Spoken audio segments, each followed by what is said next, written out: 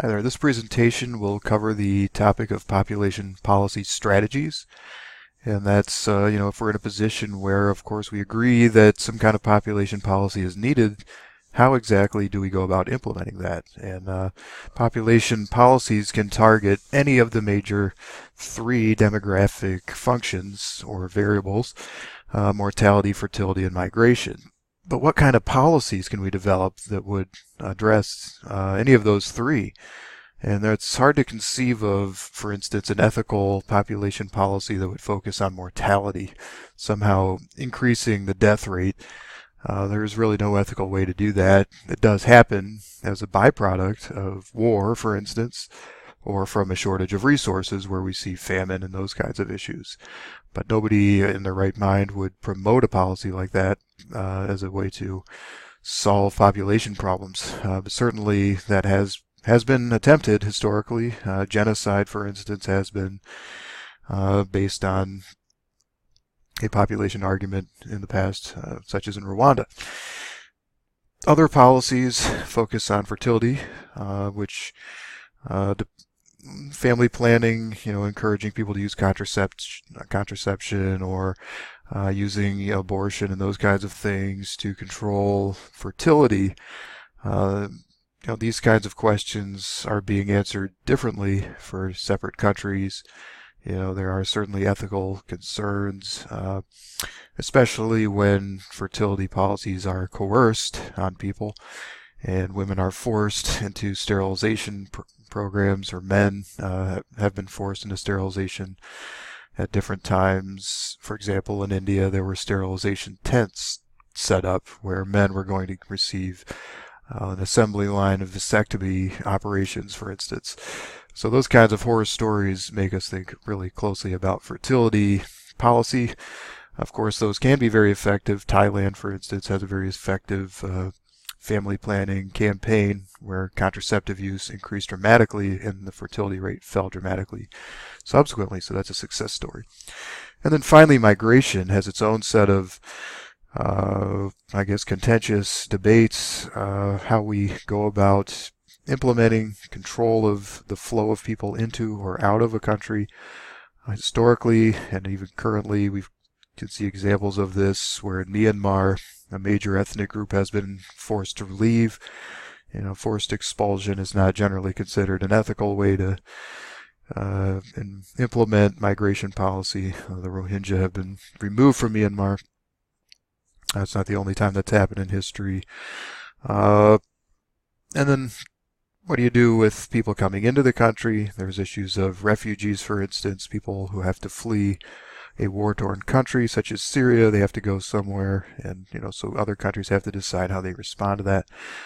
There's quite a range in terms of countries' receptiveness to immigration. For example, Japan has notoriously had a closed border, has promoted a homogenous culture, and now is looking at an aging age structure, an older age structure, because young immigrants are not coming into the country. When the United States, immigration has become a hot-button issue and has had variable effects on the economy. Not all bad. The average age of immigrants is younger. It's kept the United States young, having a flow of immigrants. And they've tended to occupy lower-paying, undesirable jobs. But that's different depending on immigrant group, and so it's a complicated story. And we're not going to be able to get all that in about a minute. But essentially, individuals and households make family planning decisions that aren't always keeping the well-being of the country in mind, and that's why we need policy in the first place. We need to find the appropriate role for government. And that's exemplified in the tragedy of the commons idea offered by Hardin in 1973 that highlights the need for societal level policies because the social costs, things that might benefit individuals don't necessarily benefit society. In agricultural societies, for instance, that tend to be very poor, households might decide it's best to have a large number of children because more children will mean more workers in the farm. But if every household feels that way, then all the country will suffer from the huge growth of young population and the expanding youth dependency ratio. There are some well-known examples of population policies. Usually China's one-child policy comes up in these discussions, and that was an economic policy where if families decided to only have one child, they would receive some incentives, and if more children were born, those would be removed. People were offered nicer housing, for instance, if they had a single or no children, and less favorable housing options were available to those who had more children. India attacked it in a different way, using family planning. We mentioned the more aggressive version of that in terms of sterilization surgeries and those kinds of things, but that has not been most of it. It hasn't been very successful, actually, the family planning, but promoting welfare, family welfare, and empowering women has been more successful. Giving women more educational and occupational opportunities has led to a decrease in fertility. And so fertility laws may target contraception, surgical or medical, could target abortion. And about 2/3 of the world lives in a country that allows that. And then, of course, abstinence after birth, which is rarely observed, is not considered a very successful fertility policy. But policies can really target any of those, and of course, most attention has been on family planning and contraception. And another one is controlling age at marriage. The older women are when they marry, the better it is for the fertility rate if you're trying to decrease it. If women have large families, it's because they start at a young age typically. This table shows the percentage of countries with government policies providing support for family planning. For instance, in 1976, we see that 19 had no support, and fortunately that number has declined by 2011.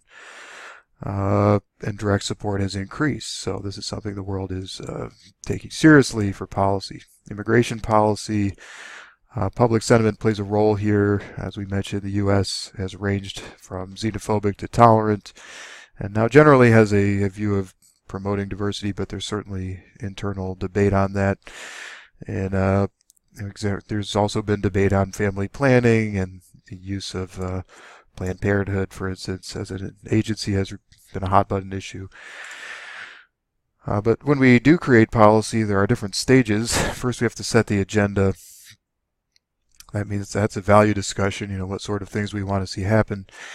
Then we need to make some decisions, which implies close definition of goals. And then we need to decide how to implement. How do we actually go about solving those issues that we are going after. And then after that, evaluation. We need to come up with a process for looking at existing policies to see if they're working, and then deciding whether or not we want to perpetuate them, modify them, or scrap them altogether. So efficiency is a big concern there. How expensive is a program or policy, and what is it having the intended impact that it was meant to have, and is it having any unintended consequences? But again, this all comes down to values. Differing views on the role of the government versus private solutions, different views on the use of coercive versus empowering policies, if we might call that the alternative. There are historical examples of both, and with varying levels of success. But there are differing views of cultural sensitivity. There are pro-natalist, anti-natalist, cultural values, and different views on the rights and welfare of women and patriarchy. And so those are the major issues to think about when we are talking about implementing different population policy strategies. Thanks.